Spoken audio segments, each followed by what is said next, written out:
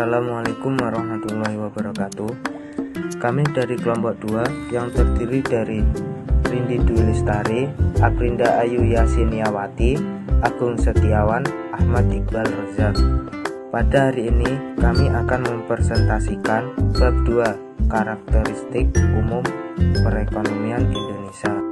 Karakteristik umum perekonomian Indonesia. Secara umum, karakteristik yang melekat pada perekonomian Indonesia adalah 1. Negara kepulauan, 2. Menghadapi persoalan kependudukan, 3. Menghadapi masalah kekurangan dan ketergantungan kapital pada negara lain, 4. Industrialisasi yang relatif lamban dan menghadapi masalah konsentrasi industri yang tinggi, 5. Menghadapi persoalan dualisme perekonomian, dan 6. Merupakan sistem ekonomi campuran.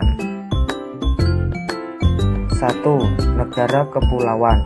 Sebagai salah satu negara yang memiliki pulau terbanyak dengan jumlah mencapai 18.108 buah, lautan terluas mencapai 7,9 juta kilometer persegi, sedangkan daratan 1,9 juta kilometer persegi, secara keseluruhan sebesar 9,8 juta kilometer persegi. Untuk ekspor impor sekitar 41%. Kecilnya pemanfaatan transportasi laut ini terjadi karena industri maritim nasional belum digarap secara serius. 2. Menghadapi persoalan kependudukan. 1. Pengangguran terdapat di Indonesia sudah mencapai 10,13 juta jiwa atau sebesar 9,85% total penduduk. 2. Kualitas penduduk. 3. Kemiskinan. 4. Pertumbuhan ekonomi. 3. Menghadapi masalah kekurangan dan ketergantungan kapital pada negara lain. Ketergantungan Indonesia tentang hasil perdanan untuk membayar perekonomian. Kekurangan investasi disebabkan beban utang yang tinggi berupa defisit anggaran. 4. Industrialisasi yang relatif lamban dan menghadapi masalah konsentrasi industri yang tinggi. Industrialisasi yang lamban memberi dua pilihan bagi kita mau menjadi bangsa konsumen atau bangsa makelar. Industri kita berkembang karena insentif atau persaingan tidak fair. Konsentrasi industri yang timbul karena kolusi dan fasilitas perlindungan dari pemerintah. 2. Kebijakan pemerintah.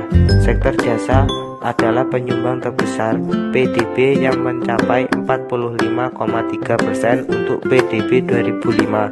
Sektor industri menyumbang 40,7%. Sektor pertanian menyumbang 14,0%. Sektor pertanian memperkerjakan banyak orang daripada sektor-sektor lainnya, yaitu 44,3% dari 95 juta orang tenaga kerja.